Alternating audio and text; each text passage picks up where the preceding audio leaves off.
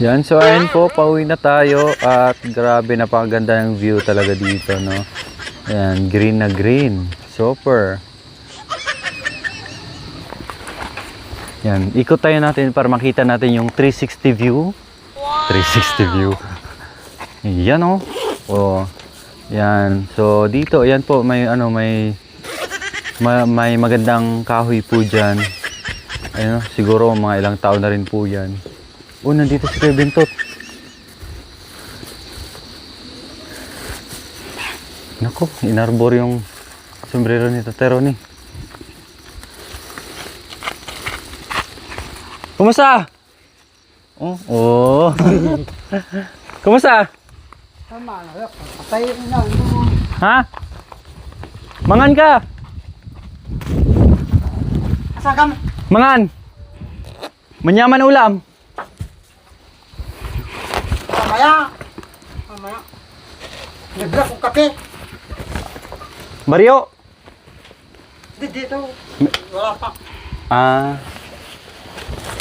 Ito. Manyaman ulam. Nakita ko na. Ah, nakita mo na? Ginawa ko. Ginawa mo? Ito. Ayos ah. Ayos ah, per. Oh. Dito ka na natulog? Dito ka na bulo? Kita trabaho lang ang karabong. Yung dalawa yung karabong. Pinagyaksab, begas, ganun. Sino magkakarbon yan? Wala kape, masakit ka. Sabi naman, paano dyan ang kape? Ayun kapay. Si Kuya Bentot pala gumawa nito. Ito Kuya Bentot, ano nangyari?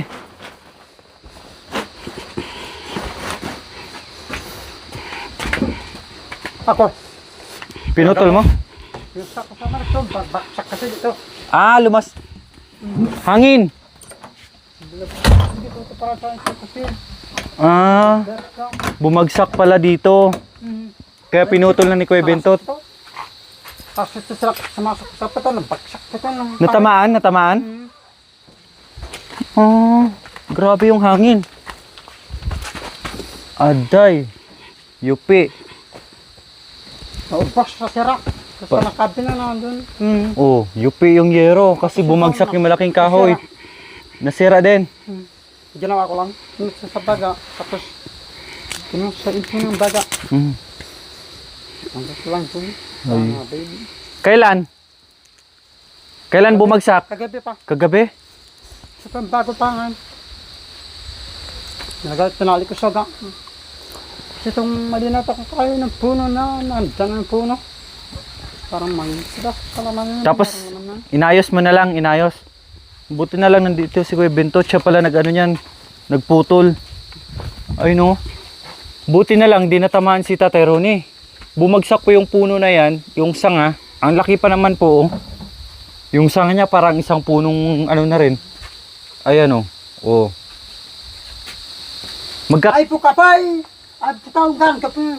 Tawag. Si Kuya Bentot pala gumawa nito. Wala akong dalang kapay eh. Wala akong dalang kapay. Hindi pa. Papa, mama pa.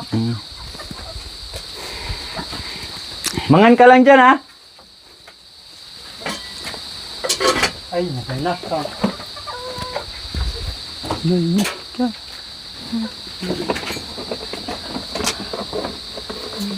Naluto ka! Antila ko mo!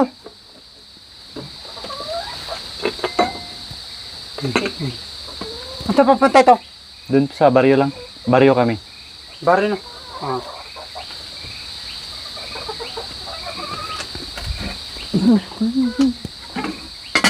Yan, magsaing daw si Kuya Bentot. Ika! Mga na kami. Ayos na.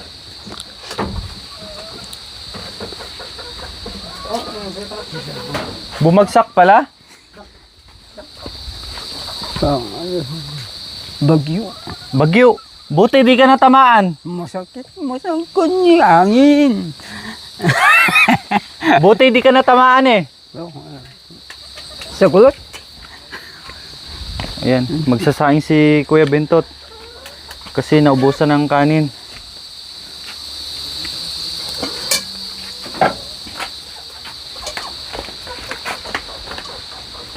Yan mga ka-MJ.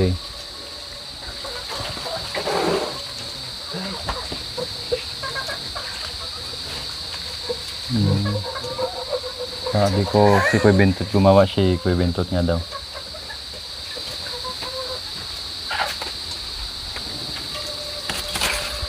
O di ba mga ka-MJ, nakakatuwa, no? Kasi nandito si Kuya Bentot na kahit papaano may katuwang si Tatay Ronnie, no? Kumbaga unti-unti pong binabalik ni Kuya Bentot ang ginagampanan ang pagiging anak. At ito, nakita na po natin, no? Nakakatuwa kasi nandito tumutulong na sa kanyang tatay. Kagaya po nito mga ka-MJ. Si Kuya Bentot po ang gumawa niyan. Akala ko si Tatay Ronnie. Tapos bumagsak po yung punong kahoy, no? Nuluto. Inayos din po ni Kuya Bentot Niluluto. yan. Pati yung yero po, nabagsakan. Nuluto. Ayan. Magsasain si Kuya Bentot. Ha? Buwan ka na.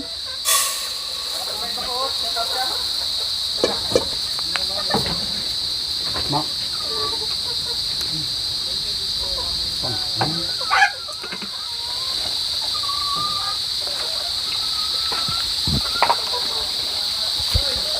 Namitas kayo ng balasinas?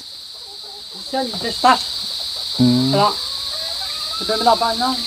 Laban na. Bumili ako ng resort, makanyan.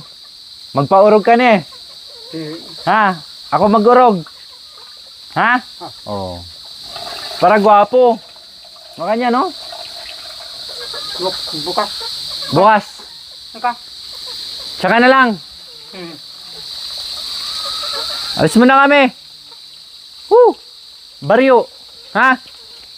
Yan. So, Bentot magsasaing mga ka-MJ. May ulam naman na niluto si Tatay Ronnie. Mitay na. Mitay na. Ayan.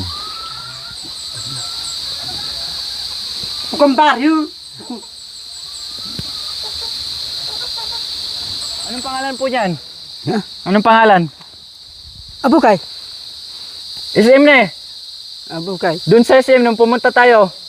Yan yun, di ba? Yung tourist. Ito pala mga ka-MJ, oh. Yung pumunta kami sa car park doon sa SM. Kaya pala alam ni Tatay Ronnie kasi meron din siya dito, oh. At sa katunayan po, ito yung bumagsak. Yan, Abukay. Abukay daw yung pangalan. Panulo?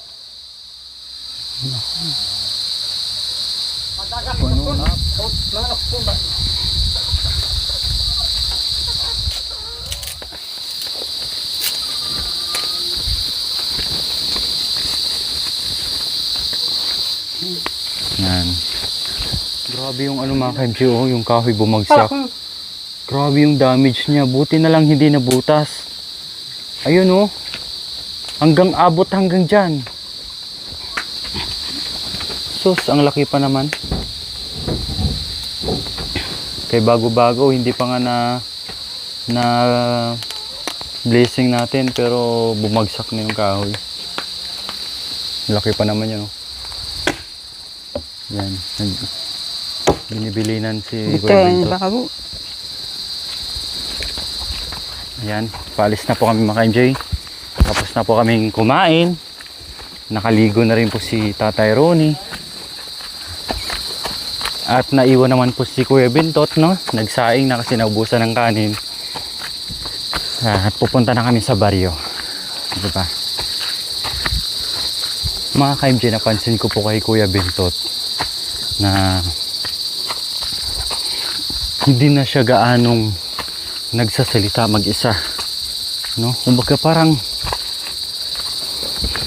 dati po kasi mga ka-MJ nakaraan, yung parang nagsasalita siya mag-isa, kala mo may kausap, talagang tuloy-tuloy po, no? Tapos ngayon nakita naman po natin mula sa pagdating niya, hindi na natin naririnig. At napansin ko po yun mga ka-MJ. Kaya napakalaking improvement din ni Kuya Bentot, no? Nakakatuwa din kahit papano. Siguro mga ka-MJ, number one problem nila dito is ito, food. No? Pagkain talaga yung number one problem nila dito. Although, may mga root crops naman tulad ng kamuting kahoy, kamuti. Kaya lang po, hindi naman every day, every month kang makakakuha o makaharvest niyan. Naka-season din po yan. No? Kaya, ngayon na kahit papaano ay meron na po silang kinakain, bigas, pagkain, ay malaking tulong po. No? Di ba kumakain tayo ng almusal, tanghalian, hapunan. Kung hindi po tayo kakain tayo ng almusal, tapos hindi tayo makakain ng tanghalian, parang nagugutom tayo, di ba? So ayun, parang hindi pa nga natin kayang tiisin kung minsan di ba? Tapos yung feeling natin minsan, para tayong nabibingi, parang nahihilo, di ba? How much more sila dito? Totally no rice, more on root crops, pero hindi madalas na nag-harvest, di ba? So ngayon dumating yung team at kayo nakakain ng tama sa oras at marami. Ayun, no? Di ba nakakatuwa dahil meron naman tayong natagpo ang tatay dito sa kabundukan na hindi lang po tulong financially pabahay, kundi yung about sa kanyang health or sana continuous yung ganyan ni Kuya Bintot na di ba kanina kahit wala si Madam Lori, kahit tayo lang yung naano ni Kuya Bintot, pero nakita natin siyang masaya, pinansin tayo, nag-upper pa sa atin, no? Nakakatuwa. Kumbaga minsan kulang lang sila sa love, no? Imaginein po natin, kaya po ba nating manirahan mag-isa dito sa kagubatan na walang sustain na pagkain, tapos mag-isa ka lang? Imaginein mo yun. Siyempre para ka rin minsan parang mawawala ng bait, di mo alam anong gagawin mo. Ang bilis maglakad ni Tate Ronnie. Ano yun, tay? 5 piso. Wow. Linaw na mata niyo po, ha? Kita. Kita. Lagay niyo po sa bag. Lagay sa bulsa. Bag. At ito, yung medyas natin natatanggal na. Di na ako nagbuta, mabigat, tsaka hindi naman umulan. Tanggalin ko naman. Puro lang ito, sulag pa. Ano? Solar? Puro na langit yan. Tapos kanina po mga ka-MJ, sinabihan ko si Kuya Bintot na bumili ako ng razor or clipper para gupitan siya. Tumango naman. Sabi niya, bukas. Di ba? So, try natin bukas. No? Siguraduhin mo lang din na maayos ang gupit mo. Siyempre, ayusin natin para pumugis si Kuya Bintot.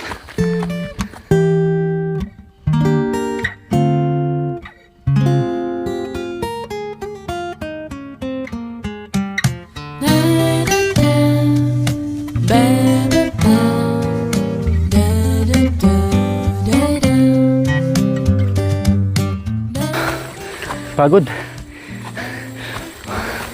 Bakit Mainit. tatay? Wala lang. Mainit pa yung araw. Plus, pawisin pa tayo, no? Kunting kilos lang. Pinagpawisan na. Kasi ito ang sasakyan. Luba, mainit. Gusto na tayo. Hindi mo lang pinagpawisan.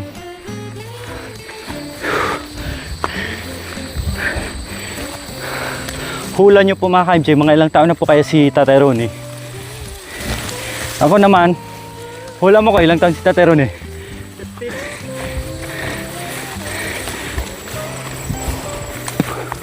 Hula ko rin mga ano na to eh. 60 na siguro. Senior na to eh. Hindi lang halata kasi maliksi. Bintot ka bunso niya? Hindi. Bintot nga, mga ano na yun eh. Hindi 30 pa yun si Kuya Bintot. Mga ano pa yun, mga 34.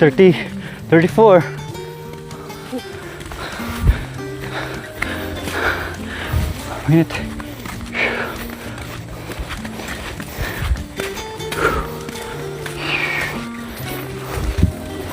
So yun, Koy, marami rin nakapansin.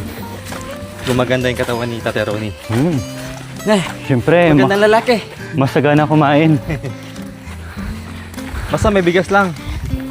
Nagagawa niya ng paraan siguro maulam-ulam doon sa tulad ng papaya, laing, ganyan. Ulam tayo na.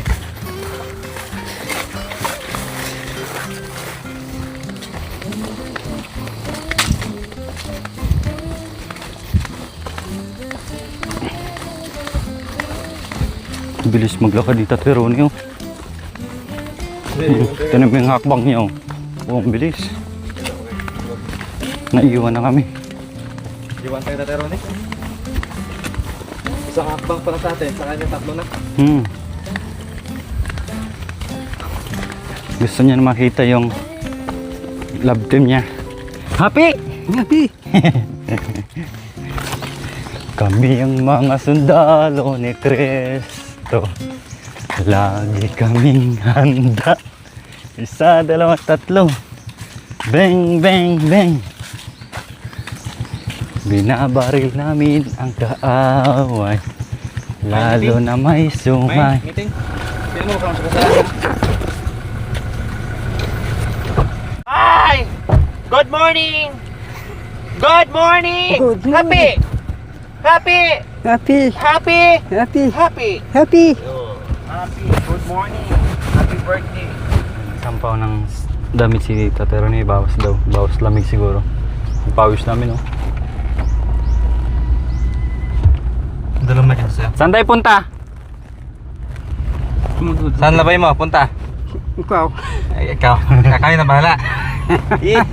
Bumagsak yung ano, te? Yung kahoy dun sa kusina. Nayupi yung mga yero. Buti pa lang. Ang laki ng sanga. Yung dun sa ano? Halos isang puno na rin. Patagilid. Yung yellow na. Yupi-yupi, inayos ni Bintot. Tapos ginawa ni Bintot ng kusina trapal paligid. Nayos. Tapos lagyan ng kahoy. Lagyan ng patungan ng panggatong. Ayos ano? Very good, Bintot.